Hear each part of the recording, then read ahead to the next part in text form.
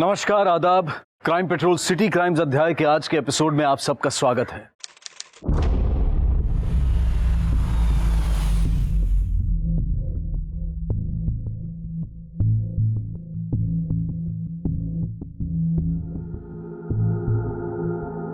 नमस्कार साहब।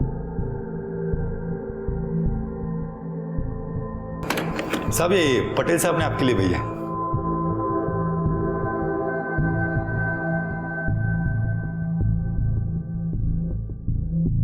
क्यों साहब, ठीक है ना? खड़े हो जाए। क्या समझा रे? क्या हुआ? क्या समझा है? क्या हो गया साहब? तुम्हारी हिम्मत कैसे हुई मुझे रिश्वत देने की? तुझे अभी सबक सिखाता हूँ। रुक रामलाल। अरे साहब कुछ कब? चुप! पुलिस को बुला, जल्दी चचा, पुलिस को बुला। क्या समझा है मुझे? क्या समझा मुझे? अरे मुझे ब्राइब देता है? बैग उठा, सब जा रहे हैं। बैग उठा और निकल। जाना, उठा और जाना। और देख मत। सर तुम्हें शांत जल्दी जल्दी। सर अरे जाओ ना भाई, जाओ ना प्लीज, जाओ ना, जाओ। सर तुम्हें शांत हो सर गेला साहब गेला।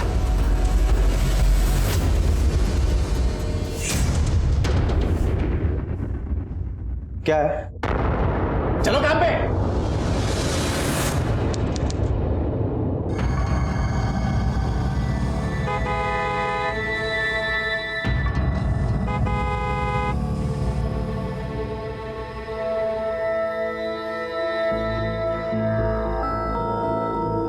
अशोक गाड़ी रोको। वॉचमैन यहाँ आओ। फिर से अगर सोते हुए दिखे ना तो सेक्रेटरी को बोल के काम से निकलवा दूंगा, समझे? जाओ काम पे। अशोक क्या देख रहे हो? चलो। परत हेगे कम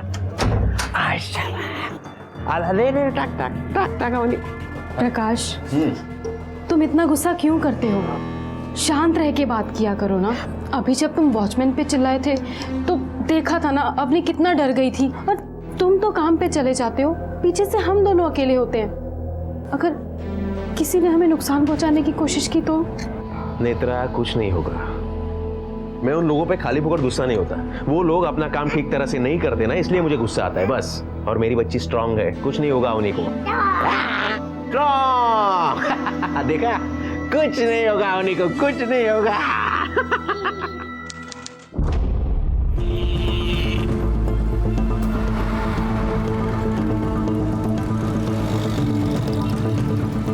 अशोक सिग्नल क्यों तोड़ा?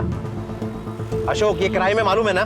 गाड़ी साइड में रखो। माफ कर दीजिए साहब, गलती हो गई साहब। गाड़ी से उतरो। सब नीचे उतरो।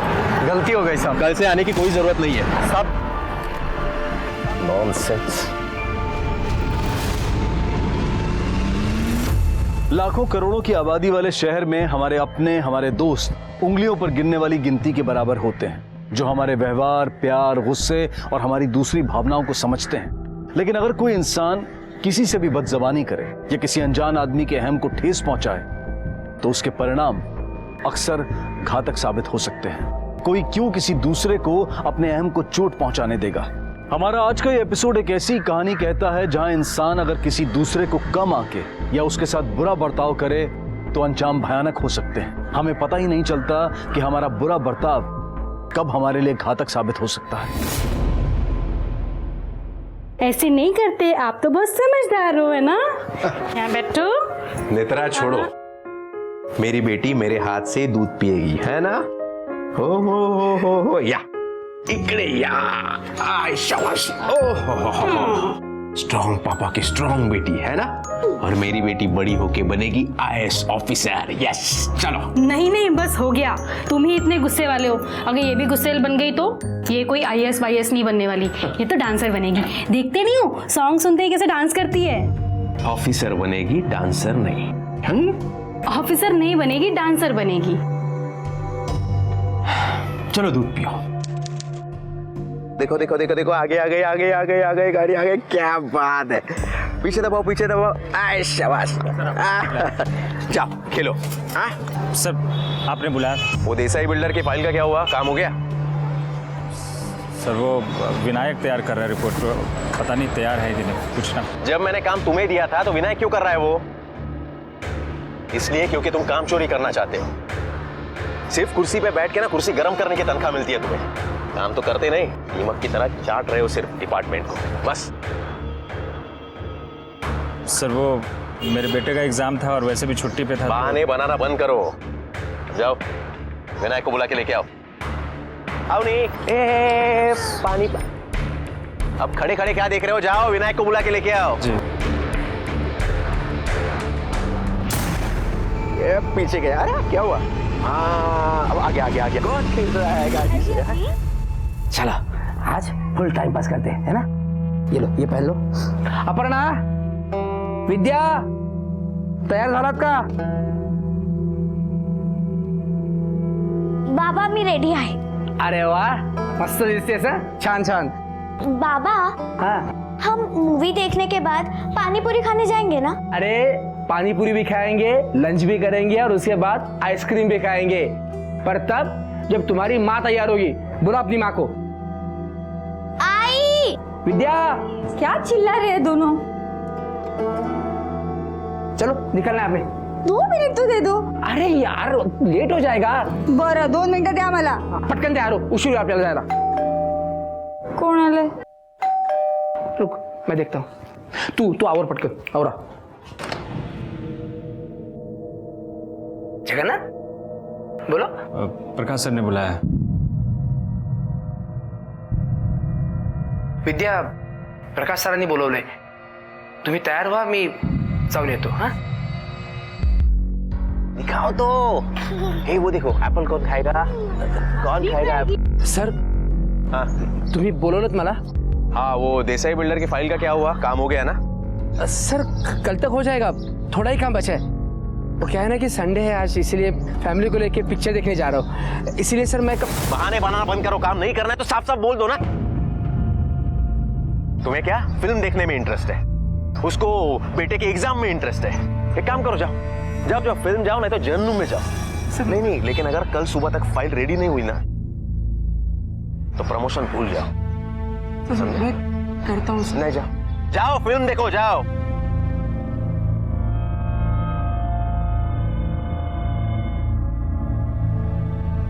अरे तो तुम्हें तो इतना क्या करता है? हाँ? फिल्म नहीं देखनी? जाना है फिल्म देखने के लिए? चलो चलो. विद्या, प्रकाश सर ने कुछ काम दिया है, खूब अर्जेंट है. तो एक काम करना, तू मुरांना घेऊन फिल्म देखने जाना. पापा मैं आपके बगैर कहीं नहीं जाऊंगी बस. असं काय करतेस बाळा? आने का तो मैं पिक्चर आ सकता हूँ तुम्हारे साथ. सारा सोचो, जर आपण सगळे एकत्र सिनेमाला गेलो तो फिल्म की स्टोरी मुझे कौन सुनाएगा? हाँ, स्टोरी कौन सुनाएगा? इसीलिए तुम लोग पिक्चर देखने जाओ, मैं माझं काम संपवतो आणि मग रात्री एकत्र जेवायला जाऊ. और आइसक्रीम का वायदा तो है ही है ना? विद्या. हेलो प्रकाश, अपनी नहीं मिल रही कहीं भी. मैंने उसे सब जगह देख लिया. खो गई है अपनी. हो गई है मतलब? अरे 2 साल की बच्ची है उन्हीं. हाँ, जरा आजू बाजू में देखो, यहाँ वहाँ होगी कहीं. अरे मैंने एक बार नहीं 10 बार हर जगह देखा है, लेकिन वो कहीं नहीं मिल रही प्रकाश. अरे ऐसे कैसे जाए? अपनी खो गई है.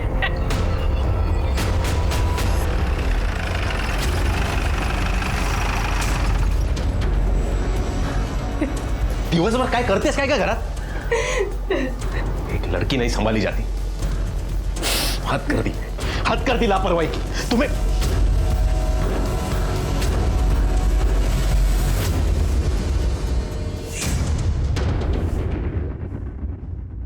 आप प्लीज डिटेल में बताइए, बच्ची कब और कैसे गायब हुई? सर 10 बजे प्रकाश ऑफिस चले गए थे. उसके बाद मैं नहाने चली गई. जब मैं नहाने गई तो अपनी यहीं पे खेल रही थी. वो रोए नहीं, बिजी रहे, इसलिए मैंने टीवी ऑन कर दिया था. पर जब मैं 10-15 मिनट के बाद वापस आई तो वो पूरे घर में ही नहीं थी. आप श्योर हैं कि आपने दरवाजा ठीक से लॉक किया है? हाँ, मतलब हाँ किया था, धकेल दिया था दरवाजे को.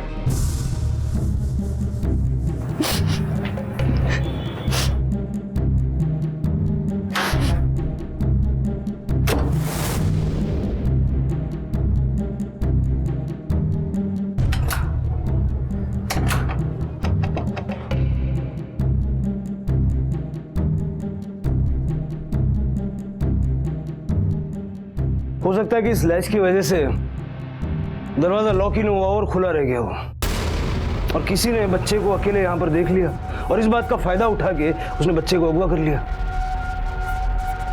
आपकी सोसाइटी में सीसीटीवी कैमरा लगे हैं? हाँ लगे। नेत्रा के बयान के मुताबिक प्रकाश सुबह 10 बजे ऑफिस जाने के लिए निकला और फिर वो नहाने चली गई। जब वो नहा के लौटी तो अवनी गायब। मतलब ये सारा काम 10 से 10:30 के बीच में हुआ। जरा सुबह 10 से 10:30 के बीच का फुटेज चलेगा। ये वॉचमैन बिल्डिंग में दाखिल हुआ और अब धोबी आया।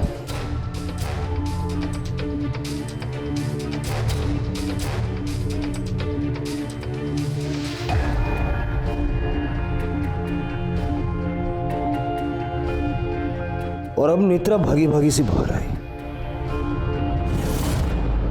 सर ऐसा भी तो हो सकता है ना कि किडनैपर 10 बजे के पहले ही सोसाइटी में आ गया हो और मौके के फिरात में हो, और जैसे उसे चांस मिला उसने अवनी को किडनैप कर लिया हो। शिंदे, अगर ऐसा है तो भी किडनैपर बिल्डिंग से बाहर तो गया होगा। आपकी बिल्डिंग में आने जाने के लिए कोई और भी गेट है क्या? नहीं सर, एंट्री एग्जिट के लिए एक ही गेट है। तावड़े सर, सारा सीसीटीवी फुटेज बारीकी से चेक करो और गेट की मूवमेंट पे खास ध्यान देना। Okay sir. शिंदे, काम वाली बाई धोबी और मिस्टर एंड मिसेस शाह से पूछताछ और हर एक घर में चेक करो, देखो बच्ची यही तो नहीं है। ओके सर, क्या मजा बराबर।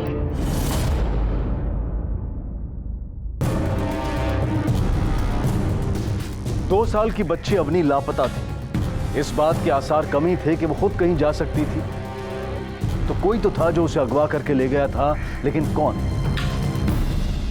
ये सब इनके गुस्से की वजह से हुआ है। कभी किसी से प्यार से बात नहीं करते। 1000 बार समझाया मैंने, लेकिन मेरी तो सुनते ही कहाँ है। क्या बकवास कर रही हो तुम? दिमाग तो ठीक है ना तुम्हारा? बकवास नहीं कर रही हूँ, एकदम सही कह रही हूँ। आप लोग ये झगड़ा करना बंद कर दीजिए। मुझे ये बताइए कि फिरौती के लिए आपको कोई कॉल आया है? नहीं। अवनी के गायब होने से पहले आज सुबह आपके घर पे कौन कौन आया था?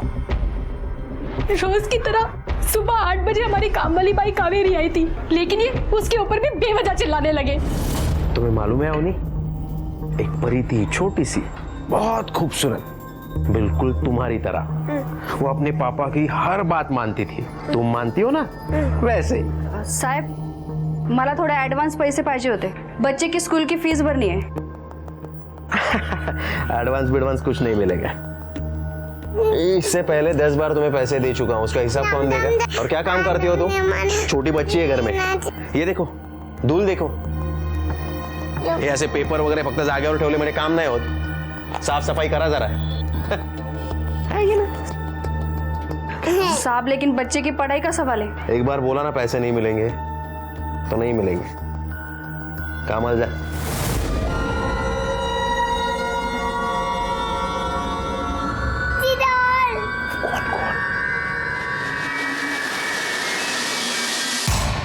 अभी आप ही बताओ, मैं क्या भीख मांग रही थी क्या उनसे? काम करके चुका देती थी ना मैं पैसा, लेकिन नहीं दिए साहब। उस दिन तो बहुत गुस्सा आया था मुझे। और इसी गुस्से में आकर तुमने अवनी को गायब किया ना? नहीं साहब, नहीं साहब, मैं गरीब जरूर हूँ लेकिन चोर नहीं हूँ साहब। चाहिए तो मैं मेरे बच्चे की कसम खाती हूँ, मैं ऐसा काम कभी नहीं कर सकती साहब। अच्छा एक बात बता, जिस दिन अवनी गायब हुई थी उस दिन सोसाइटी के बाहर निकलते वक्त तुम्हारे हाथ में एक गोनी थी। क्या था उस गोनी में? हाँ वो साहब, वो 2 नंबर माले वाली शर्मा आंटी ना, उन्होंने मुझे पुराने बर्तन भंगार में देने के लिए दिए थे। वही वॉचमैन के पास ही पड़ी है साहब वो गोनी। ये कितना सच बोल रहे हो और कितना झूठ, ये चेक करना पड़ेगा। वो वॉचमैन के पास जो गोनी पड़ी है, जाके चेक करो उसमें क्या है। अब क्या है साहब, वो प्रकाश साहब है ना, सबके साथ किटपिट करते हैं। अभी आज की बात ले लो ना, वो जगन्नाथ साहब है ना, उन पे तो बहुत गुस्सा किया साहब वो। हर दूसरे दिन तुम छुट्टी मांगोगे और मैं दे दूंगा। पागल समझा है क्या मुझे? सर वो पापा की सर्जरी है, मतलब अर्जेंट था। मैं क्या करूं? हर रोज कोई ना कोई तो बहाना होता ही है तुम्हारा। और वैसे भी रूल्स के मुताबिक तुम्हारी छुट्टियां खत्म हो चुकी है,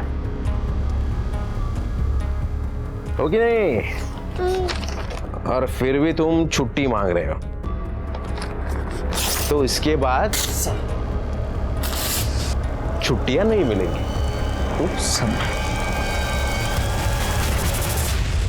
साहब, साहब हम मानते हैं कि हमको छुट्टी नहीं मिला, लेकिन अब उसके वजह से उनकी बच्ची का किडनैप कर ले, साहब ऐसा तो हम कभी सोच भी नहीं सकते हैं। हम भी बाल बच्चेदार आदमी हैं, माँ बाप के लिए बाल बच्चे क्या होते हैं सर, हमको अच्छे से पता है। प्रकाश सभी के साथ ऐसा बर्ताव करता है तो उसके दुश्मन भी ज्यादा ही होंगे। सब के सब बिल्डर दुश्मन हो गए उनके, सब खिलाफ हो गए, सब परेशान है। खास करके वो विघ्नेश पटेल है ना, प्रकाश सर के सिग्नेचर ना करने की वजह से उसके साइट पे सप्लाई बंद है पानी का, जिसकी वजह से उसका बहुत बड़ा प्रोजेक्ट बंद है अभी। कहीं ये कहानी तुम हमें इसलिए तो नहीं सुना रहे हो ताकि प्रकाश तुमसे भी नाराज है? अरे साहब वो किससे नाराज नहीं है। आज सुबह में जब विनायक रिपोर्ट फाइल लेकर गया था ना तो डांट के भगा दिया। कुटे काय जागा? ये क्या रिपोर्ट बनाई है? पहले ही पेज में 10 गलतियां, डेट भी नहीं लिखी। क्या ऑफिस में आराम करने के लिए आते हो क्या सिर्फ? कावेरी भाई। हाँ साहब। कहाँ जा रही हो? साहब वो भाजी लेने। एक काम करो, वो थैला और पैसे इन्हें दे दो। पैसे भी ऑफिस में कुछ काम करते हैं नहीं, मुफ्त की तनख्वाह लेते हैं। नुसतं बघताय काय, सांगितलेलं काम करा। हाँ हो।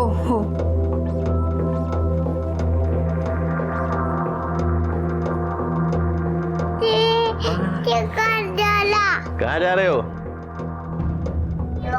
सर वो सब्जी। अच्छा सब्जी। अरे सब्जी कौन सी लानी है, कहाँ से लानी है, कितनी लानी है, वो तो पूछो। सॉरी सर, कौन सी लानी है? हाँ 1 किलो आलू, आधा किलो भिंडी। सब लिखा है ना? हाँ। तो पर्ची दे दो ना। हाँ। पढ़ना लिखना आता है इन्हें शायद।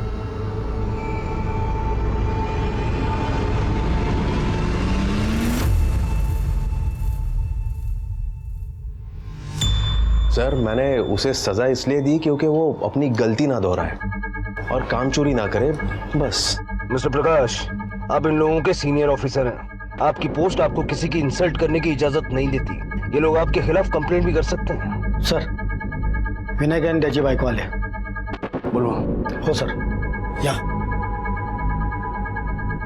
भाभी भाभी भाभी, अब तो जानती है ना हमने हमारी बेटी जैसी है, वरना के पापा उसके ज्यादा तक कुछ नहीं कर सकते।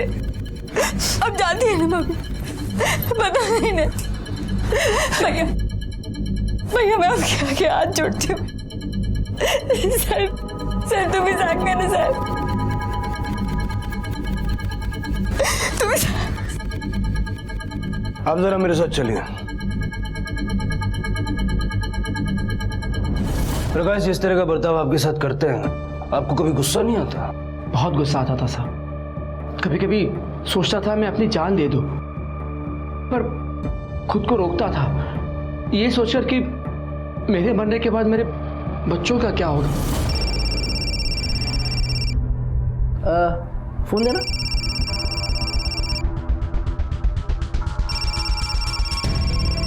प्रकाश सर का फोन है। अभी इतनी रात को? हेलो सर, अभी? नहीं मैं आता हूँ ना। नहीं सर, हाँ मैं आता हूँ। हाँ जी आता हूँ। सो जाओ। हाँ हो झाले हो। अच्छा हो तुम आ गए। एक काम करो, अवनी ने वो उल्टी की है वो साफ कर दो।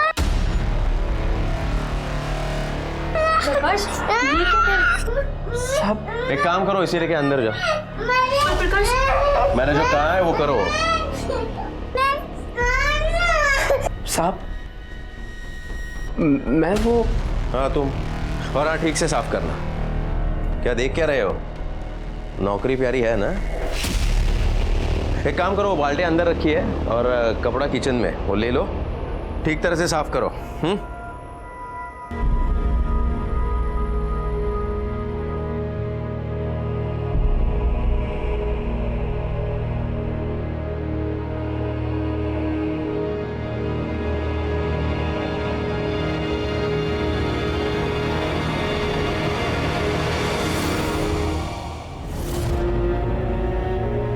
विद्या बर्दाश्त नहीं होता, मला ही नोकरी नाही करायची आहे ग।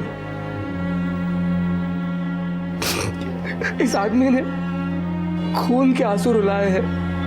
मैं तुमसे अपने बच्चों से आग भी नहीं मिला पाता। कुत्ते जैसी हालत कर दी है मेरी। क्या सोचेंगे मेरे बच्चे मेरे बारे में? अपना बाप अपने बॉस की बेटी की उल्टियां तक साफ करता है। मी स्वतःला आरशात पण नाही बघू शकत ग विद्या। मी थकलोय विद्या, खूप थकलोय। याच्यापेक्षा वाटतं अपने आप को खत्म कर दूं। बस बस। जब जान देने का सोचा तो किसी दिन जान लेने की भी सोची होगी। साहब, अपने बच्चों को पालने के लिए जो इतनी बेइज्जती सहन करता है वो क्या किसी की जान लेगा? आम आदमी, गरीब आदमी हर तरफ से पीसता है साहब। सीसीटीवी फुटेज में हमने देखा कि आप, प्रकाश और जगन्नाथ तीनों साथ में बिल्डिंग से बाहर निकले थे। फिर आपने बिल्डिंग की तरफ मुड़ के देखा, कुछ सोचा और बिल्डिंग में फिर से दाखिल हो गए। वापस क्या करने गए थे? आप सच कह रहे साहब, मैं वापस बिल्डिंग में गया था, पर एक्चुअली वो फर्स्ट माले वाले मिसेस शाह है ना, उन्होंने मुझे बुलाया था, कुछ काम था उनका, इसीलिए मैं वापस गया था। विनायक भाई, विनायक भाई जरा ऊपर आओ ना, मुझे थोड़ा हेल्प कर दीजिए ना। 5 मिनट लगेगा। अरे क्या सोच रहे हो? आता हूँ, आया। अरे बैग में सब रख दिया है ना? हाँ, अभी बहुत मुंह क्यों छे हवे? अभी क्या? विनायक भाई, ये हमारे कबाट के ऊपर एक बैग है, हमको उतार के दो ना, हमारा हाथ नहीं पहुंचता है। आओ आओ अंदर आओ।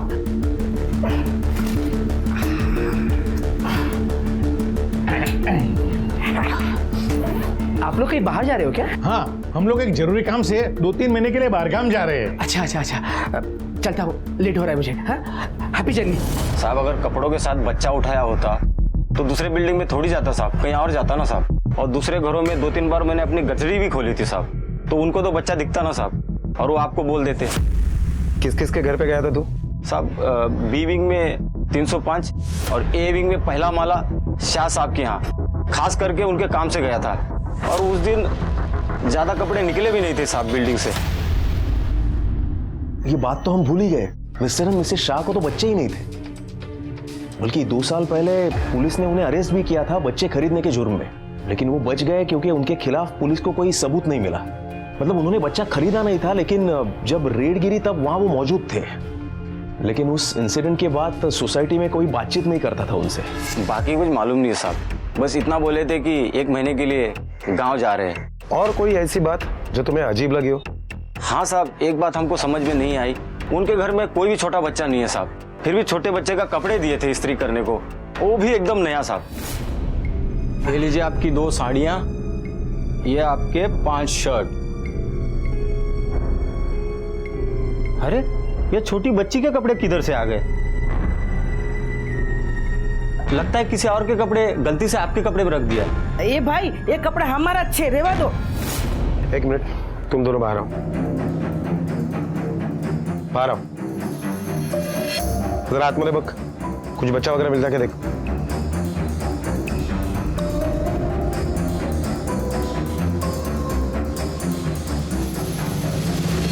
तावड़े सोसाइटी के रिकॉर्ड से मिस्टर और मिसेस शाह का परमानेंट एड्रेस निकालो और उनके मोबाइल फोन ट्रैकिंग पे डालो। Okay sir. शिंदे, अगर मिस्टर एंड मिसेस शाह ने अवनी को किडनैप किया है तो वो शहर से बाहर भागने की कोशिश जरूर करेंगे। उनको ट्रेस करो और बच्ची की फोटो सब जगह सर्कुलेट करवा दो। बच्ची किसी भी हाल में शहर से बाहर जाने नहीं चाहिए। Okay sir.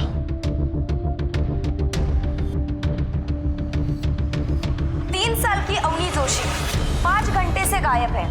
अगर ये बच्ची किसी को मिलती है या अगर किसी को दिखाई देती है तो हमारे स्क्रीन पर दिए गए नंबर पर तुरंत सूचना दें।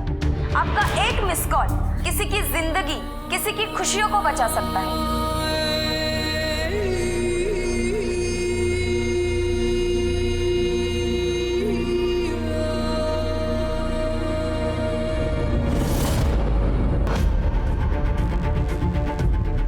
ये टेरेस का दरवाजा हमेशा खुला रहता है क्या? हाँ साहब।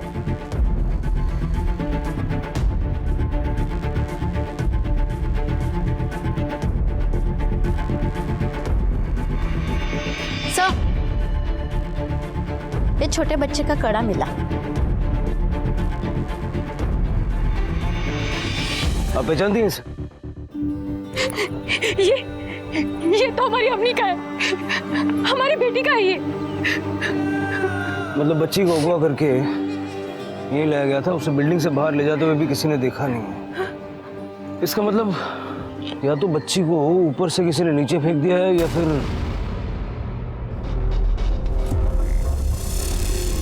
ये पानी की टंकी खोलो, दूसरी टांकी चेक करो।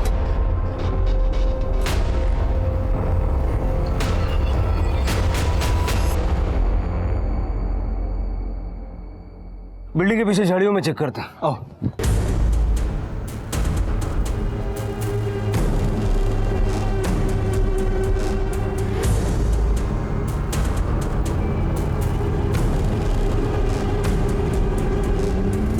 सर, हर जगह तलाश किया लेकिन कहीं पर भी कुछ भी नहीं मिला। अभी तक फिरौती के लिए कोई कॉल नहीं आया, तो इसका मतलब ये भी हो सकता है कि अवनी को किसी ने आपसी रंजिश के चलते किडनैप किया हो। Sir, mister and missus Shah की मोबाइल लोकेशन पता चल गई है। इस वक्त वो दोनों सूरत शहर में। शिंदे इमीडिएटली सूरत के लिए निकलो। अरे वाह, चुप हो जाओ बेटा, गुड बेबी। हमारा औलाद का सपना पूरा हो गया। हम इस बच्ची को लेके कोई दूसरे शहर में चले जाएंगे जहाँ कोई हमें जानते ही नहीं है। सर, हमारी पीसीआर वैन ने 2 लोगों को पकड़ा है जिनकी हिस्ट्री किडनैपिंग की है। दोनों किडनैपिंग और फिरौती के केस में 5 साल सजा भी काट चुके हैं। शहर से तड़ीपार थे, फिर भी शहर में घूमते हुए पकड़े गए हैं सर। तो जरा अपने तरीके से पता करो, अवनी के केस में इनकी इन्वॉल्वमेंट है या नहीं। सर, जल निगम सोसाइटी से इस बच्ची को तुम दोनों ने ही उठाया है ना? नहीं साहब, हमने पहले इस लड़की को कभी देखा नहीं साहब। नहीं देखा? नहीं देखा साहब। जी, हम इधर आए साहब, हमने कुछ नहीं किया साहब, हमने इनको पहचानते भी नहीं साहब। अच्छा, नहीं देखा तुम दोनों ने? तोड़ो इनको। सर, बहुत तोड़ा उन दोनों को, पर वो इस बात पे अड़े हैं कि वो अवनी जोशी के बारे में कुछ भी नहीं जानते। इंस्पेक्टर साहब, मेरा नाम विघ्नेश पटेल है। शायद आपने मुझे फोन किया था और यहां पर बुलाया था। कुछ बात करनी थी आपसे, बैठिए।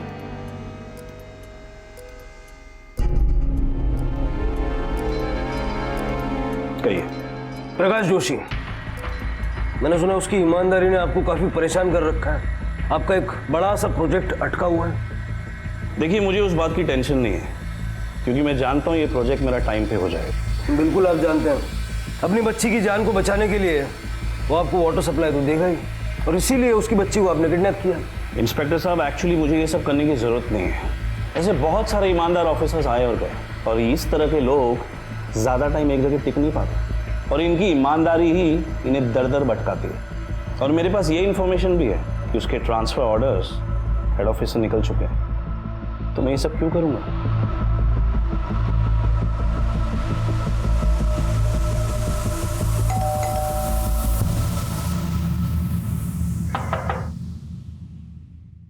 जी, શું કામ છે? आप मोहम्मद से शिंदे साहब छे, आपसे कुछ सवाल करना चाहते हैं। बच्ची कहाँ है? वो तो अंदर खेल रही है। बुलाओ उसे।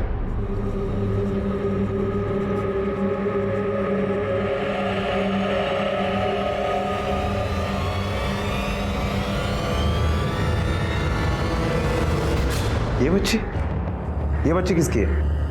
हमारी बच्ची राशि आई है। लेकिन आपको बच्ची कब हुई? सर, राशि को हमने अडॉप्ट किया है सर।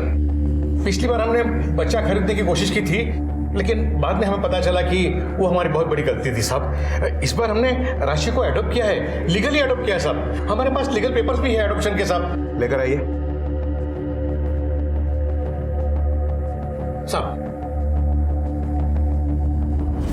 अब तक की तमाम तहकीकात और पूछताछ के बाद सबसे अहम संदिग्ध थे मिस्टर एंड मिसेस शाह, जो कि अवनी के गायब हो जाने के बाद सामान समेत शहर छोड़कर जा चुके थे। लेकिन वो भी मानो निर्दोष साबित हो चुके थे, क्योंकि जिस आधार पर उन पर अवनी को अगवा करने का शक था, वो एक मासूम को छत और परिवार देने के पुण्य में बदल चुका था। राशि को तो घर परिवार मिल गया, लेकिन पुलिस के लिए मुश्किल खड़ी हो गई, क्योंकि अगर mister and missus Shah Avani को लेकर गायब नहीं हुए थे, तो फिर अवनी कहाँ थी? वो बिल्डिंग से बाहर कैसे और किसके साथ गई थी? इससे भी बड़ा सवाल ये था कि अवनी सुरक्षित है या नहीं। अपहरण के मकसद का भी पुलिस सिर्फ अंदाजा ही लगा पा रही थी। ये तय नहीं था कि यह अपहरण पैसों के लिए किया गया था या फिर किसी जाती दुश्मनी की वजह से। पुलिस इन सारी स्थितियों से जूझ ही रही थी कि अगले दिन अवनी मिसिंग केस ने एक दर्दनाक मोड़ लिया।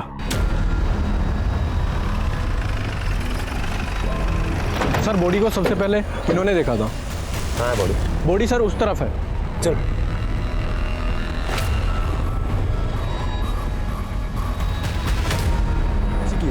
चेहरा पूरी तरीके से बिगड़ चुका है, किसी जंगली जानवर ने खाया है, इसलिए पहचानना मुश्किल है।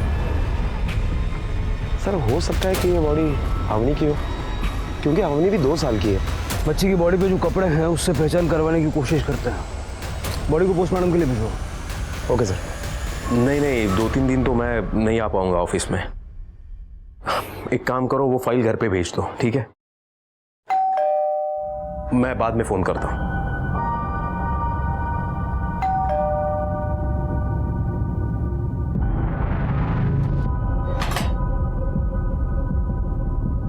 हमारी अवनी का कुछ पता चला? बोलिए ना कहाँ है वो? आप संभालिए अपने आप को। इन कपड़ों को पहचान दिया आप? डंपिंग ग्राउंड में हमें एक बच्ची की बॉडी मिली, उसने ये कपड़े पहने हुए थे। ये कपड़े तो हमारी अवनी के हैं, हमारी बच्ची के हैं ये कपड़े।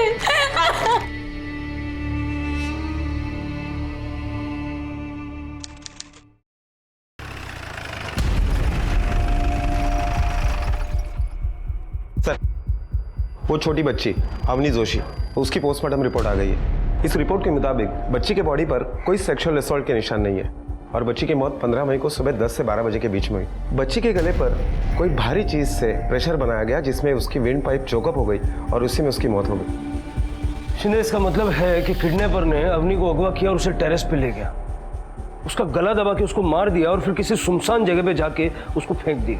सीसीटीवी फुटेज में बच्ची को बिल्डिंग से बाहर ले जाते हुए हमने कोई दिखा नहीं, लेकिन ये फैक्ट है कि बच्ची को बिल्डिंग से बाहर ले जाया गया। कुछ तो हमने मिस किया है। शिंदे, सीसीटीवी फुटेज फिर से देखना होगा। तुमने एक चीज नोटिस की शिंदे? विनायक जब सब्जी लेके प्रकाश की विंग की तरफ गया तो उसकी बेटी अपर्णा उसके पीछे पीछे प्रकाश की विंग में दाखिल हुई और विनायक के निकलने के लगभग 20 मिनट बाद वो प्रकाश की विंग से निकली और अपनी विंग की तरफ गई। ये देखो, उसके करीबन 7-8 मिनट बाद ये 11:33 पे अपर्णा अपनी विंग से दोबारा बाहर निकली। की बार उसके कंधे पे एक बैग है और उसकी रफ्तार को देख के ऐसा लग रहा नहीं है कि उसके बैग में काफी वजन है और वो प्रकाश की विंग में दाखिल हुई। 11:40 को अपर्णा प्रकाश की विंग से दोबारा बाहर निकली और अब ऐसा लग रहा है कि उसके बैग में काफी वजन है। तब तक हम यहाँ पहुंचे, हमारे सामने वो साइकिल लेकर बिल्डिंग से बाहर निकली और राइट की तरफ चली गई। सर आपका मतलब अपर्णा? हो सकता है शिंदे। सर हाँ तुम्ही बोलवलत मला? हाँ, वो देसाई बिल्डर की फाइल का क्या हुआ? काम हो गया ना?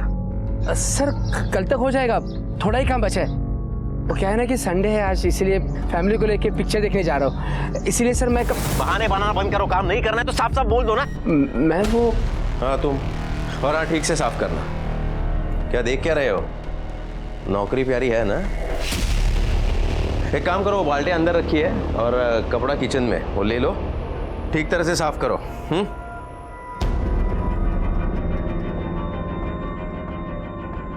शिंदे, इस तरफ ज्यादा चहल पहल नहीं है, उस तरफ तो पूरा बाजार है।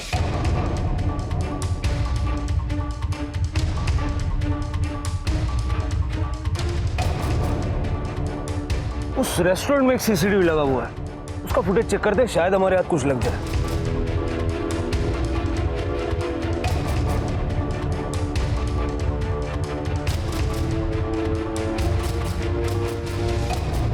ये क्या इंस्पेक्टर साहब, पहले आपने मुझ पर इल्जाम लगाया और आप मेरी बेटी पर शक कर रहे हो। बेवजह शक नहीं कर रहे हैं, शक करने की वजह आपको बता चुके हैं। शिंदे,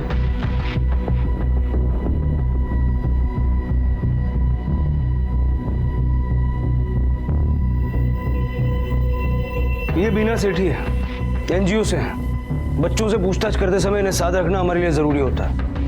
अपने बेटे को बुलाइए जरा।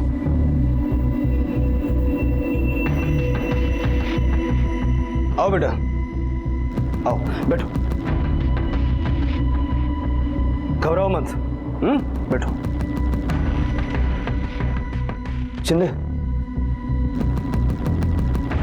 ये वाला चॉकलेट आपको बहुत पसंद है ना? देखो हमको पता था, हम ले आए। खाओ ना बेटा। बाद में खाऊंगा। अच्छा एक बात बताओ बेटा, वो जो बिल्डिंग से राइट वाली साइड है, वहां कभी गए हो? नहीं, आई जाने नहीं देती। कभी नहीं गए? नहीं, बस कल गया था अपना ताई के साथ।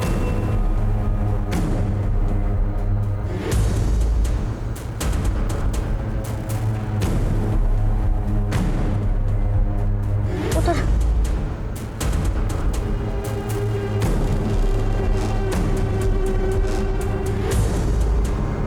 क्या हुआ ताई? इस कचरे में क्या ढूंढ रही है? कुछ सामान गिर गया क्या?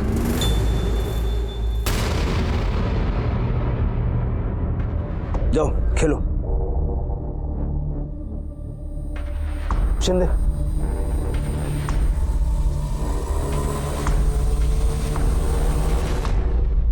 अवनी की मौत सिर्फ गला घोंटने की वजह से हुई थी ना? हाँ सर, किसी भारी चीज को गले पर रखकर दबाया गया और जिस वजह से वेन पाइप चोकअप हो गई और उसी में बच्चे की मौत हो गई। सर अगर अपर्णा ने ही अवनी को मारा है तो मर्डर वेपन जरूर टेरेस पे ही होगा, क्योंकि डेड बॉडी और मर्डर वेपन एक साथ स्कूल बैग में लेकर जाना बहुत मुश्किल है। सर मैं एक बार टेरेस फिर से चेक करता हूँ।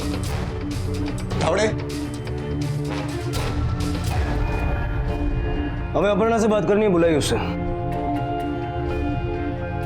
वो स्कूल फ्रेंड की बर्थडे पार्टी में गई।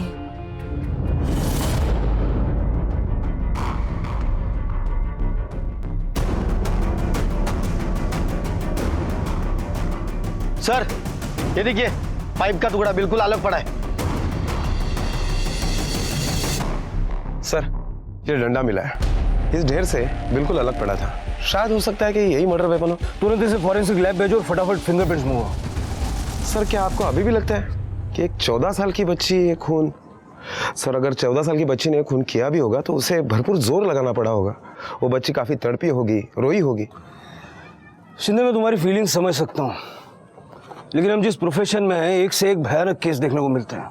रोज सुबह उठ के मैं ये सोचता हूँ कि आज कुछ ऐसा देखने को ना मिला जो जिस पे विश्वास करना मुश्किल हो, जिससे उभरना मुश्किल हो, लेकिन ऐसा होता नहीं है। लोग समझते हैं कि पुलिस वालों में भावनाएं नहीं होती, लेकिन ये नहीं सोचते कि ऐसा क्या हो रहा है कि इंसानियत दिन ब दिन मरती जा रही। खैर परेशान मत हो, जैसे रिपोर्ट आए लड़की को पूछताछ के लिए पुलिस स्टेशन बुलाओ।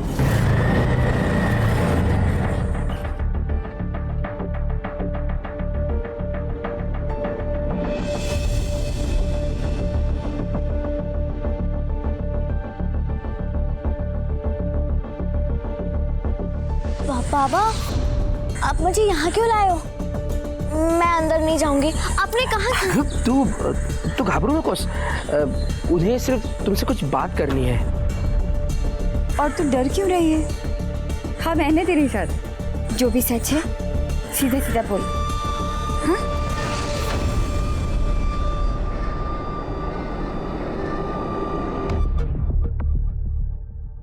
लो बेटा, लो आपके लिए मंगवाया ये, लो बेटा। मुझे ना आपसे सिर्फ एक बात पूछनी, ये नेत्रा आंटी कैसी है? अच्छी नहीं है ना? नहीं, नेत्रा आंटी ना वो बहुत अच्छी है। काश अंकल ना वो बहुत बुरे हैं, जो बिल्कुल पसंद नहीं है। जब देखो तब सब पे चिल्लाते रहते हैं वो, और ना जब वो मेरे बाबा पर चिल्लाता है ना तो मुझे बहुत गुस्सा आता है। बहाने बनाना बंद करो, काम नहीं करना है तो साफ साफ बोल दो ना। तुम्हें क्या फिल्म देखने में इंटरेस्ट है? एक काम करो, जाओ जाओ जाओ फिल्म जाओ, नहीं तो जहन्नुम में जाओ। ठीक तरह से साफ करो।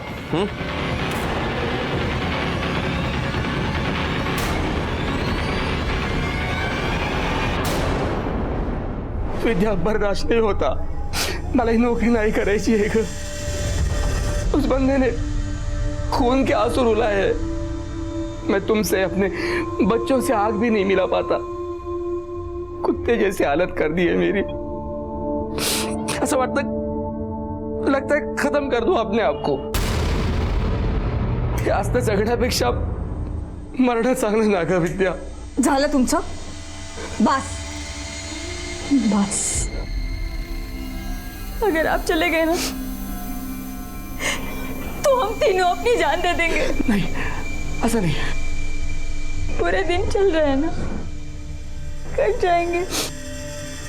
खूब थकलोय ग विद्या, खूब थकलोय विद्या। हिम्मत हारलोय मी विद्या, थक चुका हूं बहुत। ये प्रकाश अंकल आपके बाबा पे बहुत गुस्सा करते थे, आपको उस बात का बुरा लगता है, इसलिए आपने अवनी को मार दिया। जो कुछ भी हुआ है, अगर तुमने कुछ किया है तो बता दो। मैं तुमसे वादा करता हूं कोई तुमसे कुछ नहीं कहेगा। मैंने उसे मारा नहीं, मैंने उसे कहीं सुनसान जगह पे लेकर जाके छोड़ दिया था। सर, प्रकाश के बिल्डिंग के टेरेस पर जो पाइप मिला था उसकी फॉरेंसिक रिपोर्ट आ गई है और रिपोर्ट के मुताबिक उस पाइप पर अपर्णा के फिंगरप्रिंट्स और साथ ही साथ उस पाइप पर अवनी के स्किन के पार्टिकल्स भी मिले। सर, रिपोर्ट से तो यही साबित होता है कि 14 साल की अपर्णा ने 2 साल की मासूम अवनी का मर्डर किया है।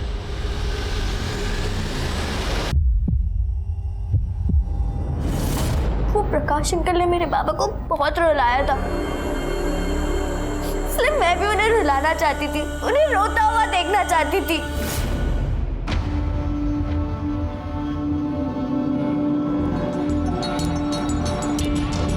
सर, नेत्रा,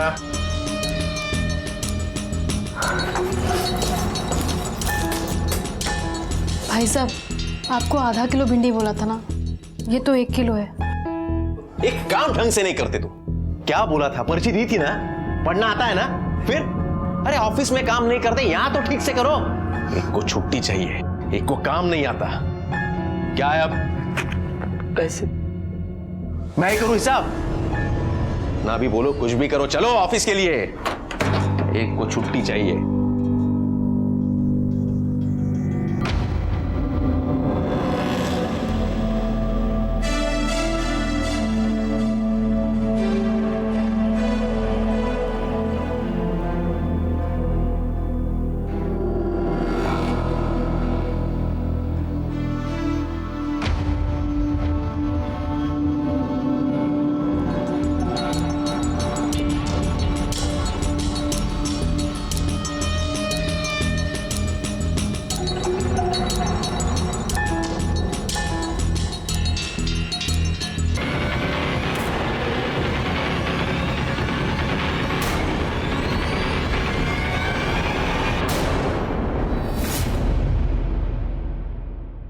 प्रकाश एक ईमानदार ऑफिसर था, लेकिन वो अपने गुस्से में ये भूल जाता था कि वो अपने नीचे के ओहदे वाले लोगों के साथ कैसा बर्ताव कर रहा है। गैर वाजिब तरीके से लोगों को सजा देना, जो कि उसके पद के दायरे के बाहर था, वो सही तरीके से कार्रवाई करने की बजाय सजा के नाम पर लोगों के आत्मसम्मान को कुचलता रहा।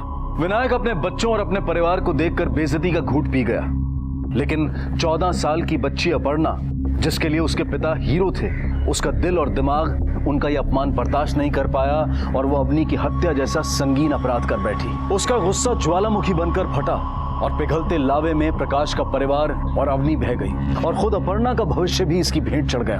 अपने रुतबे, हैसियत और पद की वजह से किसी के साथ दुर्व्यवहार ना करें। अगर हम किसी को नीचा दिखाते हैं, उसके साथ अनुचित व्यवहार करते हैं, उसके आत्मसम्मान को ठेस पहुंचाते हैं, तो पहली गलती हम खुद करते हैं। दूसरों की गलतियां निकालने से पहले जरूरत है अपने आप को आदर्श बनाने की।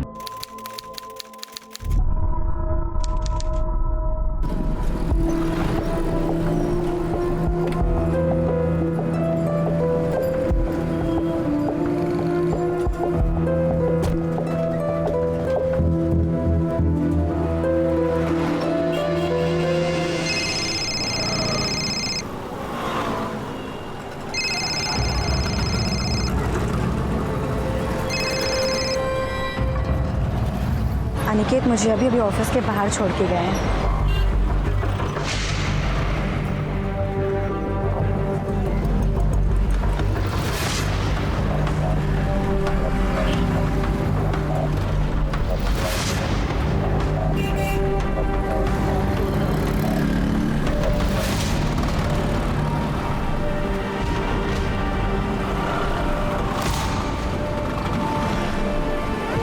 हेलो, पिछले 4 किलोमीटर से गाड़ी मुझे फॉलो कर रही है।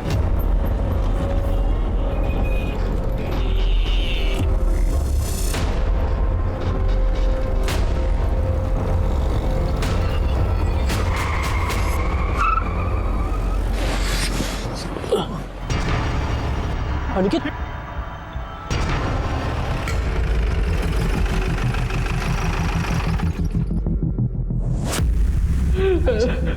दिस way,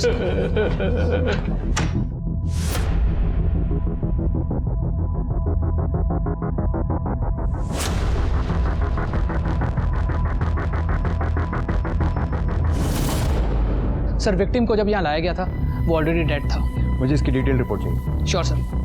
इनके साथ कोई और है? हाँ सर, बाहर बेटा।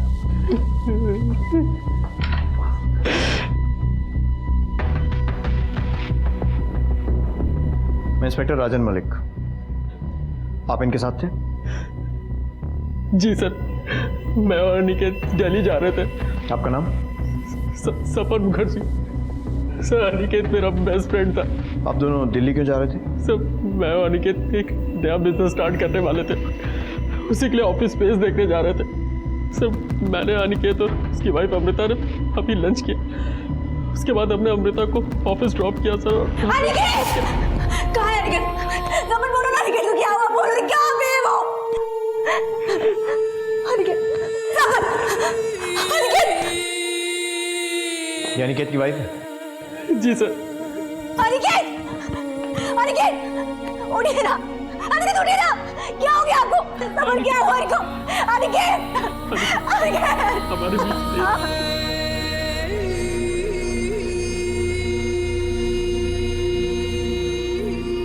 डॉक्टर से बोलो कि थोड़ी देर बाद पोस्टमार्टम करें और फॉरेंसिक टीम को भी बुलाओ। सर वो रही गाड़ी।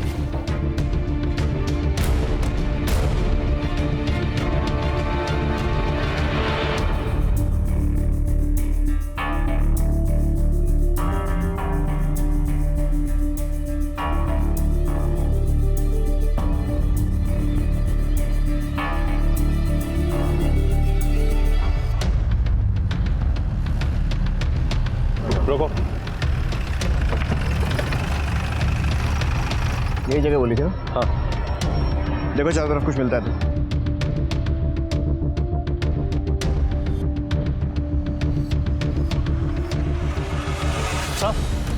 सर ये देखिए, बुलेट।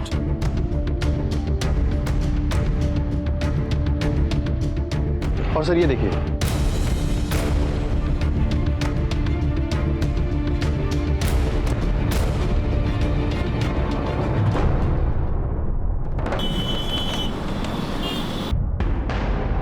सर अनिकेत की एसयूवी जिस रास्ते से आई थी, मैंने उस पूरे रास्ते की सीसीटीवी फुटेज मंगा ली है।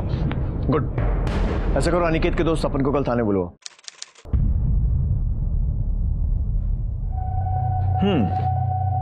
तो मतलब कई किलोमीटर तक एक गाड़ी तुम लोगों का पीछा करती है, पर तुम्हें इस बारे में कुछ नहीं पता।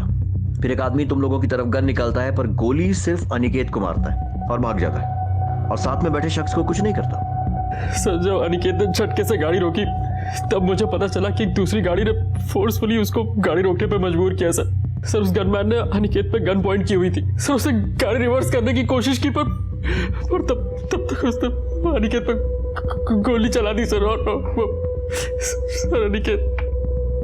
कमाल की बात है ना पंकज, हमने उस रूट का सीसीटीवी फुटेज चेक किया और उसमें क्लियर है कि वो कार बहुत देर से अनिकेत की एसयूवी का पीछा कर रही थी, और जिस तरीके से अनिकेत ने अपना रास्ता बदला,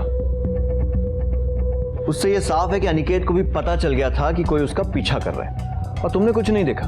अनिकेत ने भी तुम्हें कुछ नहीं बताया। सर हो सकता है अनिकेत ने मुझसे कुछ कहा हो, पर मैं ही नहीं सुन पाया सर असल में मैं।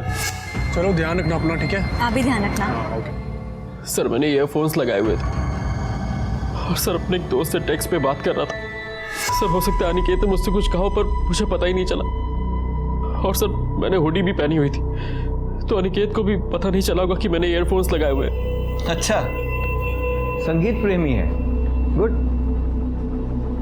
कौन सा गाना सुन रहे थे? सर मेरे फेवरेट सिंगर का लेटेस्ट एल्बम आया हुआ था सर, उसी का गाना सुन रहा था। मोबाइल है? सर क्या हुआ? लेकिन साउंड क्वालिटी चेक करनी है, ज्यादा कुछ नहीं। पता तो चले कि इतना क्या मजा आ रहा था गाना सुनने में कि आसपास ये सब घट गया और आप गाने में डूबे रहे। देखो देखो,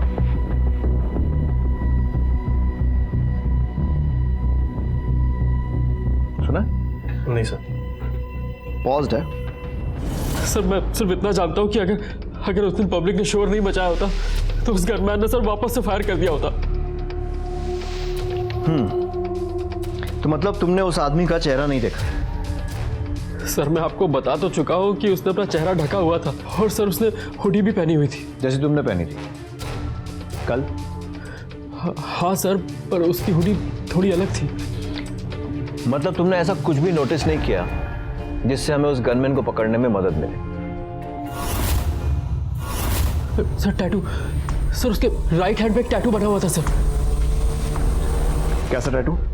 सर एक बड़ा सा टैटू था सर, यहाँ से लेके यहाँ तक सर, ग्रीन रंग का था, डिजाइन बनी हुई थी सर उसमें। हमारे स्केच आर्टिस्ट को बता के बनवा सकते हो? जी सर।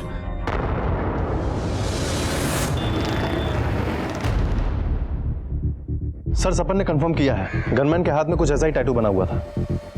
और वो जो व्हाइट अकॉर गाड़ी जिसका सीसीटीवी में रजिस्ट्रेशन नंबर मिला था, उसके मालिक से कुछ पता चला? नहीं सर, अभी तक तो कुछ पता नहीं चला है, लेकिन जल्दी हम उस तक पहुंच जाएंगे। अनिकेत की फैमिली हिस्ट्री? सर अनिकेत के फादर मेरठ के जाने माने और रईस प्रॉपर्टी डीलर हैं। और सर ये भी पता चला है कि अनिकेत के पेरेंट अनिकेत और अमृता की शादी से खुश नहीं थे। क्यों? उन दोनों की फैमिलियाँ बराबरी की नहीं थी? नहीं सर, ऐसा कुछ नहीं है। सर अमृता के फादर भी जाने माने कॉलेज के लेक्चरर हैं, पैसे वाले हैं, और सर उन्होंने तो काफ़ी किताबें भी लिखी हैं। जब दोनों फैमिलीज बराबर की थी तो फिर प्रॉब्लम क्या थी अमृता से? सर दरअसल अमृता का पहले किसी के साथ अफेयर था, तो अनिकेत के पेरेंट्स को लगता था कि शादी के बाद भी अमृता का अफेयर चालू है, इसीलिए। जेलस एक्स लवर का एंगल अब समझ में आ रही है ना story? Excuse me sir. Hello, क्या? ठीक है, हम अभी आ रहे हैं। सर अनिकेत की लाश को लेकर काफी बवाल हो रहा है। मेरे बेटे की एक ही गलती थी कि इसने इस लड़के के साथ शादी की। अब मैं इसे हाथ भी लगाने नहीं दूंगी। ये क्या बकवास कर रही हैं आप? देखिए, अगर आपने अपना बेटा खोया है तो मेरी बेटी ने भी अपना पति खोया है। आपको मेरे बेटे के मर्डर के लिए इन्वेस्टिगेशन करने की जरूरत नहीं है। मुझे मालूम है मेरे बेटे का मर्डर किसने किया। गिरफ्तार कर लो इसे, इसी ने मेरे बेटे का मर्डर करवाया है, ये इस कमीने सपन के साथ मिलकर। नहीं सर, ये झूठ बोल रहे हैं। सच बात तो ये कि इन लोगों ने मुझे अपने घर की बहू माना ही नहीं। ये लोग मुझसे नफरत करते हैं क्योंकि इनके बेटे ने मुझसे शादी करी थी। अरे तुझ जैसी औरत के साथ नफरत नहीं करेंगे तो और क्या करेंगे? हमें सब पता है कि तूने कहाँ और किधर किधर गुल खिलाए हैं। अपनी रंगरलियों के लिए तूने मेरे बेटे की जान ले ली है। देखिए, जुबान संभाल कर बात कीजिए संदीप। बस बात हुआ। पूरे हॉस्पिटल को मछली मार्केट बना के रखा हुआ है आप लोगों ने, कम से कम उसकी तो इज्जत कर लो। अरे मैं कह रहा हूँ सर कि इसने ही मेरे बेटे को मारा है। इसका चक्कर चल रहा था। इन दोनों के अलावा किसी को नहीं पता था कि मेरा बेटा कहाँ जा रहा है। इन लोगों ने ही उन गुंडों को बताया होगा। देखिए मैम, किसी और को एक्सपर्ट कमेंट देना है? गुड। तो पूरी इज्जत के साथ अनिकेत का क्रियाक्रम कीजिए और उसका कत्ल किसने किया है यह पता लगाने की जिम्मेदारी हम पर छोड़ दीजिए। बॉडी लेकर जाओ।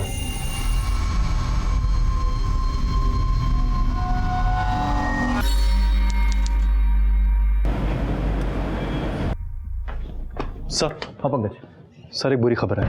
पंकज मुझे बुरी खबर नहीं, लीड्स चाहिए।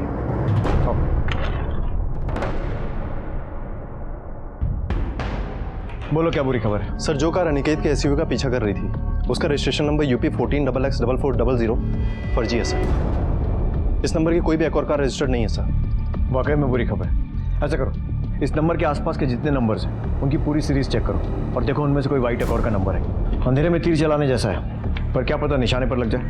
मैं पता करता हूँ सर। सर वो अमृता ठाकुर है। अब ठीक है? हम सॉरी जिस तरह से आपके सास ससुर ने आप पर इल्जाम लगाया कि आपने सपन के साथ मिलकर अनिकेत का कत्ल करवाया। बड़ी गलत बात है, क्योंकि असल में आपने सपन के साथ नहीं बल्कि अपने बॉयफ्रेंड के साथ मिलकर अनिकेत का कत्ल करवाया। क्या? ये क्या बकवास कर रहे हैं आप मेरे ऊपर ऐसे बेसलेस एलिगेशन कैसे लगा सकते हैं? बेसलेस मतलब आपका कोई बॉयफ्रेंड नहीं है? नहीं सर, था। मेरा बॉयफ्रेंड था। अनिकेत से पहले मेरी लाइफ में कोई और भी था, पर सर शादी से पहले मेरा उसके साथ ब्रेकअप हो चुका था और अनिकेत से शादी करने के बाद मैं बहुत खुश थी। वो मुझसे बहुत प्यार करते थे और मैं भी उनसे बहुत प्यार करती थी। इनफैक्ट मैं अभी भी उनसे प्यार करती हूँ और वो कहीं नहीं गए। वो मेरे लिए जिंदा है, मेरे पास है। ये सब होने के 34 दिन पहले मेरी शादी हुई थी सर। मेरी किस्मत इतनी बुरी कैसे हो सकती है? और सर बॉयफ्रेंड जैसा तो कुछ भी नहीं है सर। सच में? अमृता जी, ये मेरे पास कुछ कागज हैं जिन्हें हम CDR कहते हैं, कॉल डिटेल रिकॉर्ड्स। इनके हिसाब से जब आप अनिकेत और सपन के साथ लंच पर गई थी, उसके जस्ट पहले आपने एक नंबर पर बात की थी और जब उन दोनों ने आपको ऑफिस ड्रॉप किया उसके बाद फिर से आपने उसी नंबर पर कॉल करके बात की। अब सवाल यह है कि आपने किससे बात की होगी? मुझे लगता है कि आपका बॉयफ्रेंड ही होगा। देखिए, अब या तो आप बता दीजिए, नहीं तो हम तो पता लगा ही लेंगे। हाँ सर, मैंने विक्रम से बात करी थी। विक्रम मेरा एक्स बॉयफ्रेंड। मुंबई में मैं और विक्रम साथ में ही पढ़ते थे और हमारा सीरियस अफेयर भी था, बट सर कुछ रीजंस की वजह से मेरा उसके साथ ब्रेकअप हो गया था और फिर मैं दिल्ली शिफ्ट हो गई थी। सर मैं मूव ऑन कर चुकी थी, पर विक्रम मुझे नहीं भूल पाया था। वो मुझे बार बार फोन करता था, यहाँ तक कि शादी के बाद भी। मैंने उसे बार बार समझाया कि मेरी शादी हो चुकी है, मुझे फोन मत करो, लेकिन उसने कहा कि वो अपनी जान दे देगा। और सर मैं डर गई थी, इसीलिए मैं उससे बात करती थी। मैंने उसे कई बार बोला कि मेरी लाइफ में उसके लिए कोई जगह नहीं है, पर वो सुनने को ही नहीं तैयार था सर। वो मुझे बार बार कॉल करता था। मैं हर तरीके से आपकी हेल्प करने को तैयार हूँ। प्लीज मेरे पति के कातिल को ढूंढिए और उन्हें कड़ी से कड़ी सजा दीजिए सर। चलिए, किसी बात में तुम्हारे ख्यालात मिलते हैं। मैं भी आपके पति के कातिल को कड़ी से कड़ी सजा दिलवाना चाहता हूँ। अच्छा, ये विक्रम मुंबई में कहाँ रहता है? पता नहीं सर, मैं तो 2 साल पहले यहाँ पे शिफ्ट हो गई थी। वो कहाँ रहता है मुझे उसका कोई आइडिया नहीं है।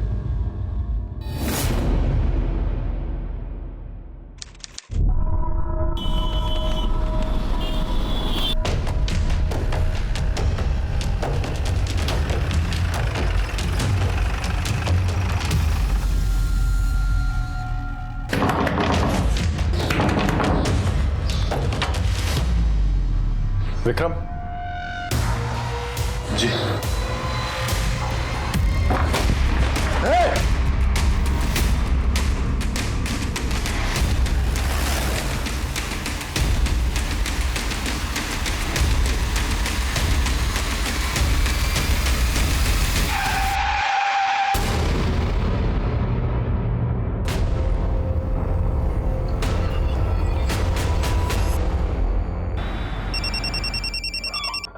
हाँ पंकज, बोलो। क्या? यस सर, विक्रम पिछले 1 हफ्ते से दिल्ली में ही था। मैंने उसे अरेस्ट कर लिया सर। बहुत दौड़ाया साले ने। गुड, लगता है केस जल्दी सॉल्व होने वाला है। लेकर आओ इस विक्रम को। तब तक मैं जरा अमृता मैडम को मीटिंग के लिए बुलाता हूँ। ठीक है सर।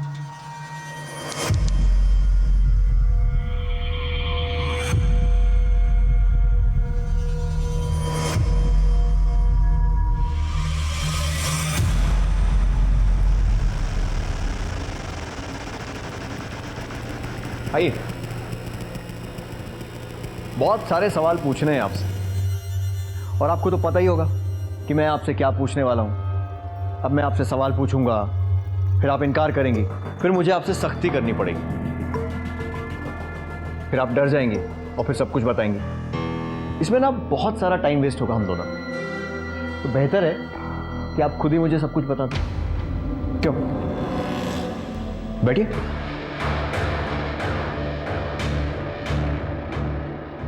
प्लीज। सर मैं मानती हूँ कि मैंने आप लोग से छुपाया कि विक्रम यहाँ दिल्ली में था। एक्चुअली सर, विक्रम मुझसे मिलने के लिए बहुत डेस्परेट था। मैंने उसको बहुत बार समझाया, पर इसने मुझे धमकी दिया कि अगर मैं इससे नहीं मिलूंगी तो ये मेरे पति अनिकेत को सब कुछ बता देगा कि ये मुझसे आज भी प्यार करता है। सर, इसी रीज़न की वजह से मैंने इसको हाँ बोल दिया और अब लंच पर मिलने वाले थे, पर लास्ट मोमेंट पे अनिकेत का फ़ोन आया और उन्होंने बोला कि वो मुझे और सपन को लंच पर लेके जाना चाहते हैं। सर, मैंने विक्रम को मना कर दिया और हम लंच पर चले गए। और लंच से लौटने वक्त उन्होंने मुझे ऑफिस के बाहर ड्रॉप कर दिया और फिर विक्रम ने मुझे कॉल किया।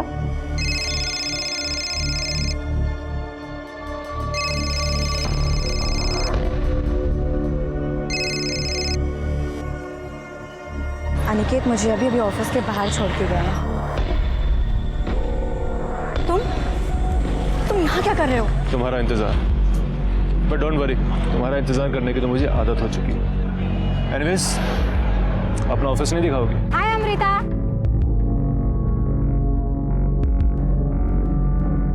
Meet my friend Vikram. Hi Vikram. Hi. Hi Vikram. Hello. मैं तो सोच रहा था कि मुंबई छोड़ के अमृता पता नहीं कहाँ काम कर रही है। कॉफी वॉफी नहीं पिलाओगे? ऑफ कोर्स यार, चलो चलो। तो विक्रम तुम्हारे साथ ऑफिस में था? जी, विक्रम मेरे साथ ही था।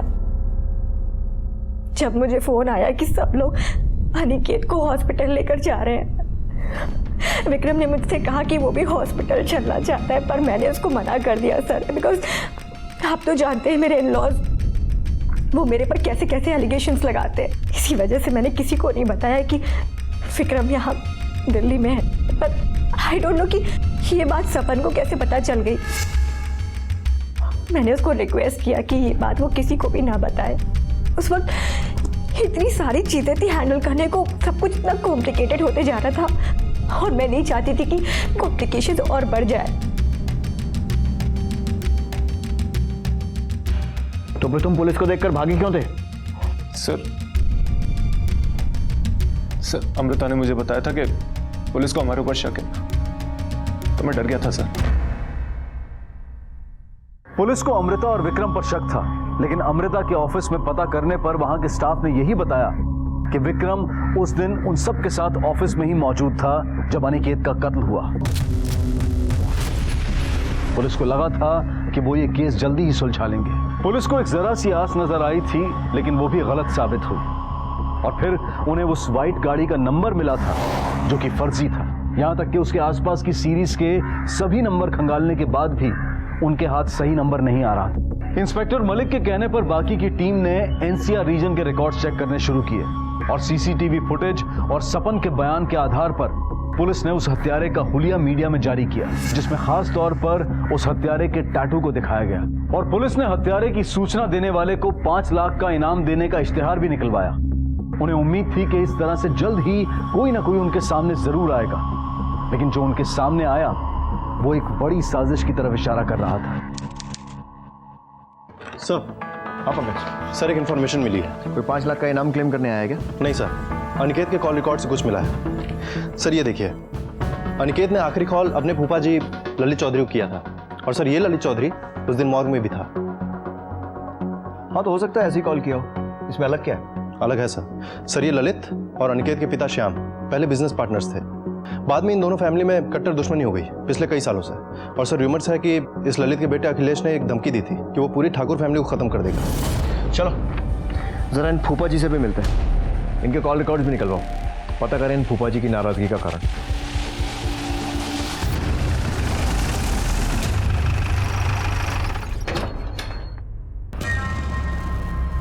अरे आप लोग यहाँ? बस वैसे अनिकेत के केस के सिलसिले में कुछ सवाल पूछने थे, रूटीन सवाल। तो चाय ठंडा लेंगे आप? जी नहीं, जवाब लेंगे सही वाले। तो ये बताइए, जब अनिकेत का मर्डर हुआ उसके जस्ट पहले उसने आपको कॉल किया था, है ना? अब इसमें छुपाने वाली की बात है। हाँ भाई, फोन आया था उसका। क्या कहा था उसने? पिछले 4 किलोमीटर से एक गाड़ी मुझे फॉलो कर रही है। और वो खुद भी इस बात के लिए पूरी तरह से श्योर नहीं था। उस तरफ से फोन कट गया। मैंने भी बार बार फोन करने की ट्राई की और फोन नहीं मिला। फिर एक मेरा क्लाइंट आ गया, मेरे भी दिमाग से निकल गया। मेरे को तब याद आया जब मेरे एक रिश्तेदार ने फोन करके बोला भाई अनिकेत को गोली लग गई है। मतलब अनिकेत ने अपने परिवार को छोड़कर, बीवी को छोड़कर, दोस्तों को छोड़कर आपको फोन किया ये बताने के लिए कि कोई उसका पीछा कर रहा है। अब क्यों ना हो भाई, फूफा हूं मैं उसका। हाँ, ऐसा फूफा जो उसके बाप का दुश्मन है, जिसने उसके परिवार को खत्म करने की कसम खा ली। मतलब तकलीफ के समय अनिकेत ऐसे फूफा को क्यों फोन करेगा? तभी ना जब वो तकलीफ खुद फूफा ने दी हो। मारी कुछ समझ में नहीं आ रहा, आप क्या कहना चाह रहे हैं? ये कहना चाह रहा हूं कि तूने ही अनिकेत को मरवाया है ताकि उसके परिवार से बदला ले सके। थारा दिमाग ठिकाने है क्या? दिमाग तो तेरा मैं ठिकाने लगाऊंगा थाने ले जाकर। उठाओ इसे।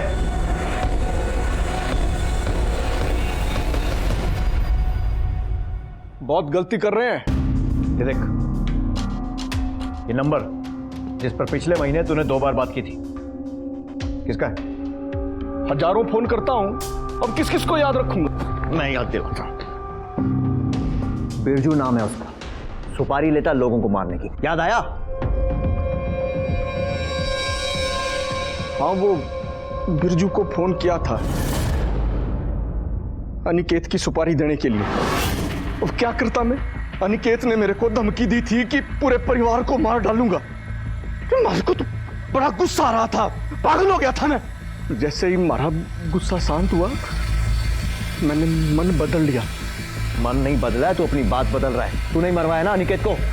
नहीं सर, मैं सच कह रहा हूं। आप बिरजू को पूछ लो। अनिकेत को भी ऐसा ही गुस्सा आ रहा था, वो भी यही समझ रहा था कि मैंने गुंडे भेजे हैं। तभी तो गुस्से में उसने मेरे को फोन किया था। पिछले 4 किलोमीटर से एक गाड़ी मुझे फॉलो कर रही है। ये बकवास बंद कर अनिकेत, हैं? अरे मैं बोल रहा हूं ना, मैंने कोई आदमी ना भेजे हैं। मेरे पीछे गुंडे सिर्फ तू ही भेज सकता है, लेकिन एक बात याद रख, तुझे मारे बिना मैं मरूंगा नहीं, समझा? तू अपने इन पचड़ों में ना मारे को मत डाल। और वैसे भी तूने और तारे बाप ने जो है बड़े लोगों का उल्लू काटा है, उनमें से ही कोई होगा। अब भुगतो। तुझे तो मैं बाद में देखता हूं। उसके बाद अनिकेत का कोई फोन नहीं आया। जब तक हमारी इंक्वायरी पूरी नहीं हो जाती ना, शहर छोड़कर मत जाइयो। सर हमने काफ़ी नंबर से मैच कराया, लेकिन एक कार का नंबर ऐसा मिला जो उस नंबर से काफ़ी करीब है। और सर इस वाइट अकॉर कार का नंबर है UP 14XX 4300, ना कि 4400। हो सकता है उन लोगों ने 300 का 400 कर दिया। Yes sir. और सर ये कार गाजियाबाद के रहने वाले किसी महेश त्रिपाठी के नाम पे रजिस्टर्ड है। महेश त्रिपाठी?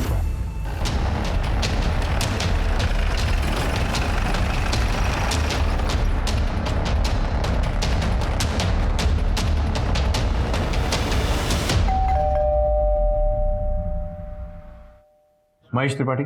जी हाँ। मैं इंस्पेक्टर मलिक। जी कहिए।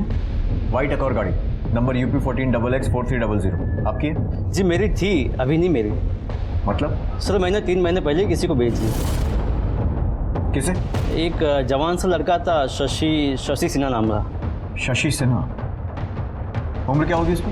यही कोई 27-28 के आसपास होगी उम्र। गाड़ी के ट्रांसफर पेपर्स हैं आपके पास? हाँ है ना, अभी देता हूँ। एक और सस्पेक्ट ये लीजिए सर।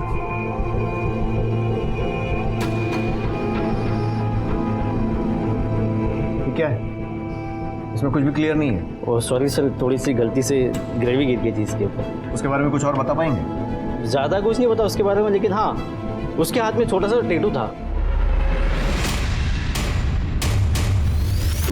कुछ ऐसा था क्या? हाँ यही था सर।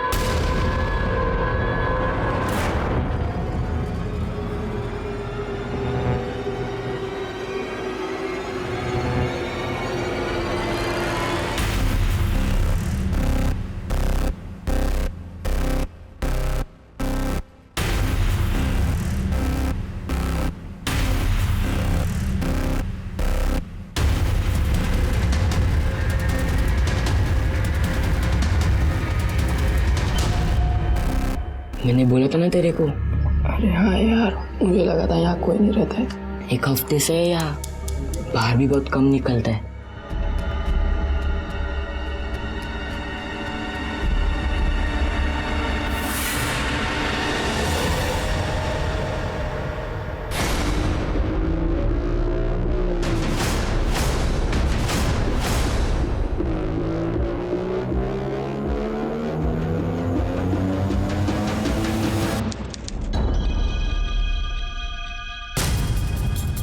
सर मर्डर के एक दिन बाद से ही शशि ने अपना फ़ोन स्विच ऑफ कर दिया है और अभी तक ऑन नहीं किया है सर। इसके घर तो किसी को नहीं भेजा ना अब तक? नहीं सर, अभी तक तो नहीं, लेकिन उसके आस पड़ोस में हमने इसके बारे में पूछताछ की है सर। इसके घर पे सिर्फ इसकी माँ रहती है और उसको खबर नहीं है कि हमारी नज़र उसके ऊपर है। फ़ोन बंद करने से पहले शशि ने आखिरी कॉल किसको किया था?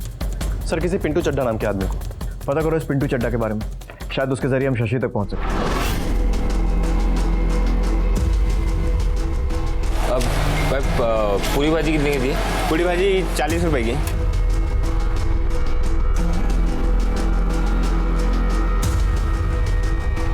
अब समोसे 10 रुपए का एक देना।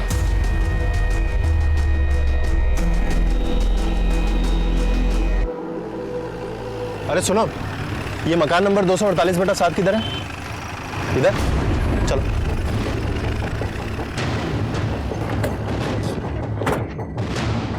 इस बार कोई गड़बड़ नहीं होनी चाहिए। ये पिंटू चड्ढा मुझे हर हालत में चाहिए। हो सकता है यही हमें शशि तक पहुंचाए। घर के पीछे वाले रास्ते पर भी नजर रखो, कहीं भागने की कोशिश न करें। सब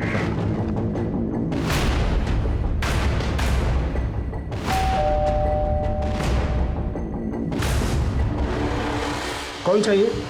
आप पिंटू चड्ढा? हाँ हूँ। तो ये बता, शशि सिन्हा कहाँ है? सब मुझे माफ कर दो, मुझे नहीं मालूम। मैं पिंटू चड्ढा नहीं हूँ। झूठ बोलता है, लेके चल। इसने कुछ नहीं किया सर, मत मारिए मत मारिए। अरे आप लोग क्यों मार रहे हैं इसे? झूठ बोलेगा तो पिटेगा। बोल रहा है कि पिंटू नहीं हूँ। हाँ साहब, ये पिंटू नहीं है, ये तो नत्थू है।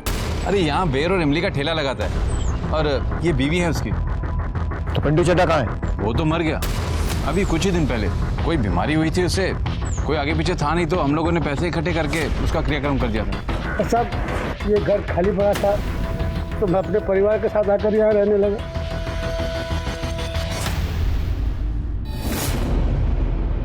पुलिस को लगा था कि वो पिंटू के जरिए शशि सिन्हा तक पहुंच जाएंगे, लेकिन पिंटू की मौत के साथ वो उस आखिरी कड़ी को भी खो चुके थे। इस केस के दौरान पुलिस के सामने पहलू तो कई आए थे, लेकिन सभी गलत साबित हुए। लेकिन पुलिस शशि सिन्हा तक पहुंचने में कोई गलती नहीं करना चाहती थी, इसलिए इंस्पेक्टर मलिक ने मृत पिंटू चड्ढा के बारे में और पता करना शुरू किया। उन्हें पक्का यकीन था कि पिंटू चड्ढा के तार कहीं ना कहीं शशि से जरूर जुड़े थे। और वहीं दूसरी तरफ पुलिस 24 घंटे शशि की मां पर नजर रखे हुए थी।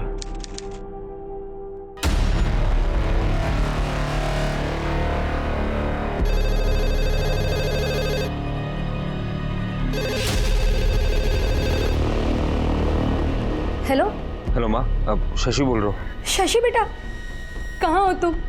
कैसे हो? मैं ठीक नहीं हूँ माँ, मुझे कुछ पैसों की जरूरत है। घर आ जाओ बेटा। माँ अभी घर नहीं आ सकता मैं। क्यों? किससे डर रहे हो? वो गुंडा, वो भी तुम्हारे पीछे पड़ा है ना? माँ ये सब मैं अभी बता नहीं सकता। आप ना मेरे लिए कुछ 10-15 हज़ार का जुगाड़ करके रखना, ठीक है? अब मैं आपको फिर से फोन करता हूँ।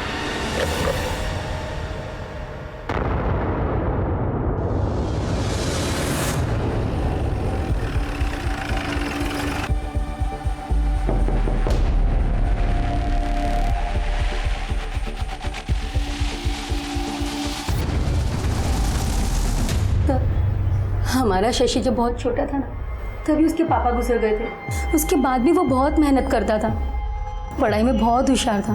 12वीं में तो उसको 95% आए थे और 2014 में उसने BE करके सिविल इंजीनियर बना। पर सर उसे नौकरी नहीं करनी थी, उसे बहुत कम समय में बहुत सारा पैसा कमाना था, इसलिए रियल एस्टेट एजेंट बना वो।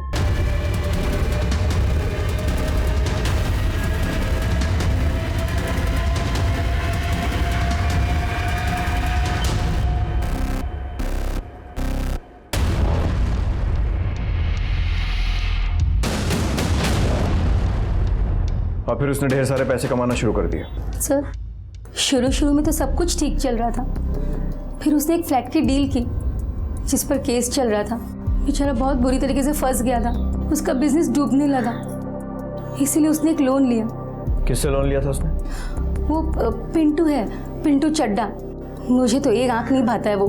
मेरा बेटा जब पैसा नहीं चुका पा रहा था, हर रोज घर पे आता था तकाजे के लिए। और एक दिन तो देख, अब बहुत हो गई तेरी बहानेबाजी। अब मुझे तेरे बहाने नहीं चाहिए, पैसे चाहिए, मेरे पैसे। अरे बोला ना दे दूंगा। तुम्हारे पैसे लेके भागा जा रहा हो क्या मैं? क्या समझ रहा है तू मुझको? है? बहुत एकड़ी है तेरी, बहुत एकड़ी है। तो हाथ छू के बात करो। छू के बात कर रहा। प्लीज मैं तुम्हारे हाथ जोड़ती हूँ, मेरे बेटे को मत मार। एक हफ्ते में या तो तू मुझे मेरे पैसे दे दे या फिर मैं तेरी जान ले लूंगा। सर अगले ही दिन शशि घर से चला गया 4 लाख के जुगाड़ के लिए, पर अब तक घर नहीं लौटा। मैंने राजू से भी पूछा और उसने कहा कि उसे कुछ नहीं पता। राजू कौन?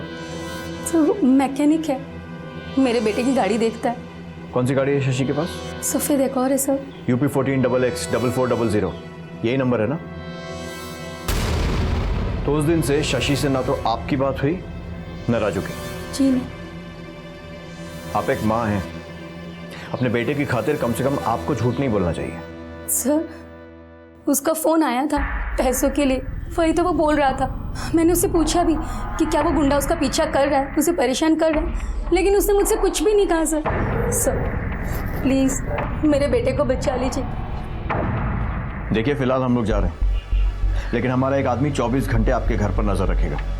आपकी फ़ोन कॉल भी रिकॉर्ड होंगी और मुझे पूरी उम्मीद है कि आप अपने बेटे को ये नहीं बताएंगी कि पुलिस को उसकी तलाश है, क्योंकि अगर आपने ऐसा किया तो आप और आपका बेटा दोनों बहुत बड़ी मुसीबत में पड़ सकते हैं। पिंटू चड्डा के बारे में पता करने पर पुलिस को यह जानकारी मिली कि पिंटू एक हिस्ट्री शीटर था और वो कई बार जेल जा चुका था।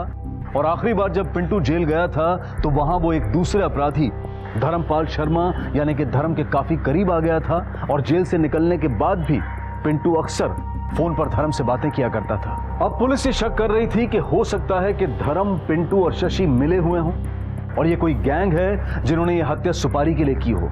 इसलिए पुलिस ने धर्म को ढूंढना शुरू किया ताकि वो धर्म के जरिए शशि तक पहुंच सके।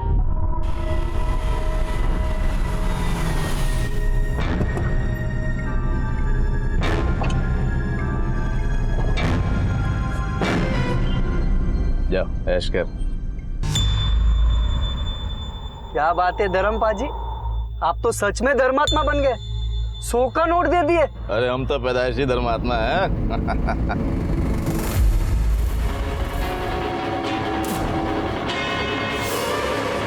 नीचे कर, नीचे कर काट। अब बुत क्यों बनाया गलती भला?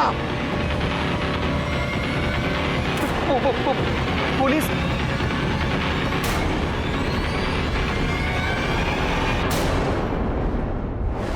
भाई लोग लाख बातें बना लें, ठुल्ला मामू बोल लें, पर पुलिस ना मुजरिमों तक पहुंच ही जाती है।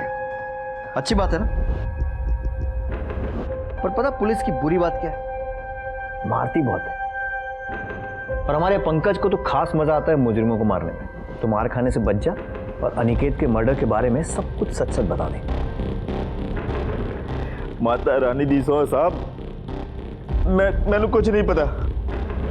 हाँ साहब, जरूर है कि मैं चोरी की कारों का धंधा करता हूँ और ये चोरी की कारें खरीद के ये शराब माफिया और क्रिमिनल गैंग को बेचता हूँ। और पिंटू, उसका क्या लेना देना है इस सबसे? साहब जी, जब भी कोई क्लाइंट ये गड्डी वड्डी का ऑर्डर करता है तो वही सादा पिंटू यो गड्डी का जुगाड़ करता है। मतलब पिंटू तेरे लिए चोरी की गाड़ियां सप्लाई करता था? हाँ जी। आखिरी कौन सी गाड़ी का ऑर्डर दिया था तूने उसे? फॉर्च्यून गड्डी था साहब। एक ड्रग डीलर ने मैंने ऑर्डर किया सी तो मैं पिंटू ने किया कि वैसे ही फॉर्च्यून गड्डी का जुगाड़ करने वास्ते मैं पैसे भी दिते साहब उन्होंने 6 लाख रुपये। फिर कुछ नहीं साहब, मेरा कोई वापस कॉन्ट्रैक्ट वॉन्ट्रैक्ट होया नहीं। मैं सोचा कि वो गड्डी का जुगाड़ करने वास्ते लगे होया है, फिर मैंने कल ही पता चलिया कि मर गया हो। शशि सिन्हा को जानता है? नहीं जानता है साहब, रब दी सो नहीं जानता।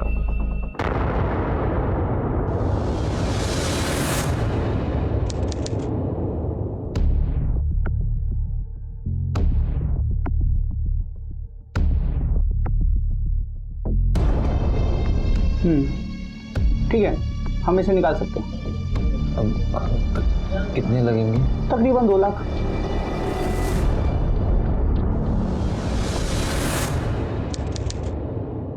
सर हमें शशि कॉल रिकॉर्ड से राजू मैकेनिक का नंबर मिल गया है। हमने शशि की माँ से कंफर्म भी करा लिया है सर, और राजू के नंबर को सर्विलांस पे भी डाल दिया है। जैसे ही शशि राजू को फोन करेगा हमें पता चल जाएगा sir. Good.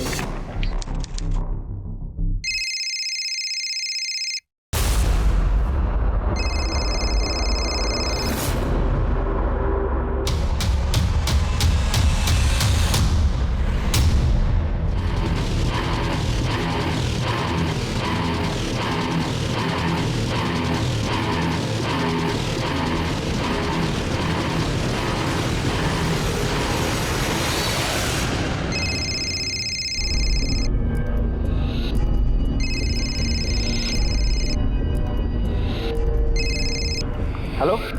Hello Raju, Shashi बोल रहा हूँ। शशि, अरे कैसा है तू? मैं ठीक हूँ, तू कैसा है? अरे मेरी छोड़, तू अपनी बताना, तू कैसा है? अरे राजू, बहुत बुरी तरह फंस गया हो यार। अब मुझे मेरी गाड़ी बेचनी है, 2 लाख से ऊपर कुछ भी चलेगा। अच्छा ठीक है, तू घबरा मत, तू ना गाड़ी लेके सीधा मेरे पास आ जा। हाँ ठीक है, चल बाय।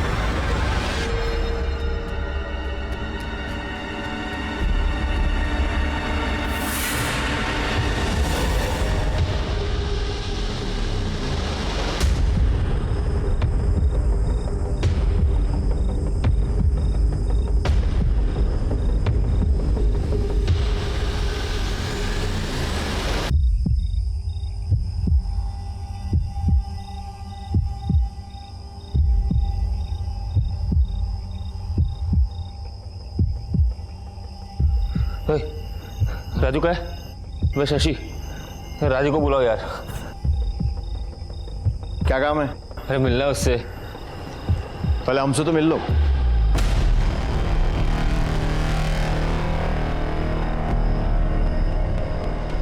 लेके चलो इसे। पिंटू के डर से हम घर से भागकर छिपते फिर रहे थे, लेकिन पिंटू को हमारे ठिकाने का पता चल गया। पिंटू भाई, मैं सोच रहा हूँ कि आज तुझे मार के तेरा किस्सा ही खत्म कर दूं। नहीं पिंटू भाई, लेकिन नहीं, मुझे लगता है कि तुझे एक चांस देना चाहिए। तुझ पे तरस आ रहा है मुझे, तो चल देता हूँ। तू मेरे लिए एक फॉर्च्यून एसयूवी कार लेकर आ जा, तो मैं ना तेरे 4 लाख रुपए और उसका सूद सब माफ कर दूंगा। फॉर्च्यून एसयूवी कहाँ से लेके आओ पिंटू भाई? कहाँ से लेके आओ? अरे चोरी कर ले। मुझे उसकी उधारी चुकानी थी और मेरे पास कोई चारा नहीं था, और मैं और राजू मैकेनिक उस दिन नोएडा में व्हाइट फॉर्च्यून एसयूवी ढूंढने निकल गए। हमें 1-2 एसयूवी मिली, पर वो व्हाइट नहीं थी। फिर हमें रेस्टोरेंट के बाहर अनिकेत की व्हाइट फॉर्च्यून देखी।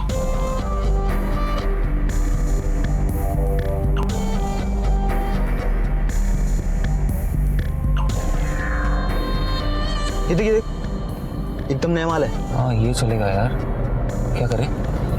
पार्किंग से चुरा ले। पार्किंग चुराने में खतरा है, कैमरे लगे होंगे। मैं तो बोलता हूँ मौका देखकर रास्ते में छीन लेते हैं। मैं गाड़ी पे नजर रखता हूँ, तू जाकर आसपास का जायजा लेके। ठीक है, चल।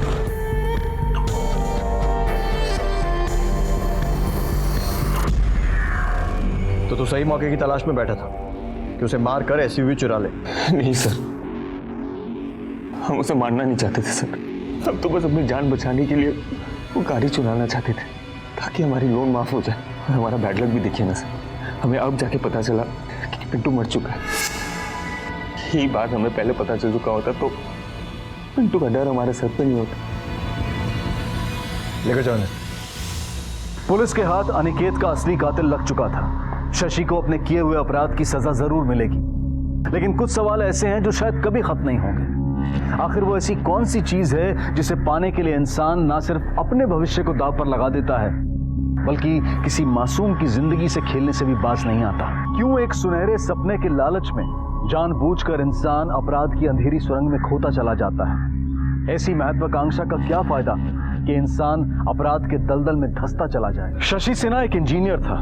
वो अगर चाहता तो बिजनेस के फेलियर के बाद भी एक अच्छी नौकरी करके अपना जीवन ठीक तरह से बिता सकता था। वो पिंटू का कर्जा भी उतार सकता था, लेकिन ये सब छोड़कर उसने एक ऐसा रास्ता अपनाया जो उसे अपराध की दुनिया तक ले गया। परिणाम की चिंता किए बिना शशि ने छलांग लगा दी और फिर मुंह के बल जा गिरा। उसकी एक गलती ने न सिर्फ उसकी जिंदगी बर्बाद कर दी, बल्कि कई और जिंदगी भी उजड़ गई। अमृता और अनिकेत के सारे सपने टूट गए। उनकी गलती बस इतनी सी थी कि शायद अनिकेत गलत वक्त पर गलत जगह पर था, या फिर गलत वक्त में वो सफेद गाड़ी गलत जगह पर थी। आसमान को छूने के सपने देखने में कोई बुराई नहीं है, लेकिन नींद से जागने के बाद इंसान अपने कदम जमीन पर ही रखता है, और जमीन को मजबूत बनाए बगैर आसमान में उड़ान नहीं भरी जा सकती। इसी विचार के साथ अब मैं अनूप सोनी आपसे विदा लेता हूं। फिर मुलाकात होगी अगले एपिसोड में एक और चौंका देने वाले केस के साथ। तब तक अपना और अपने परिवार का ख्याल रखें और देखते रहें क्राइम पेट्रोल सिटी क्राइम। सबक एक को सीख हम सबको। जय हिंद। क्राइम पेट्रोल्स के और भी दिलचस्प कहानी देखने के लिए हमारे चैनल को सब्सक्राइब करें और बेल आइकॉन दबाना न भूलें।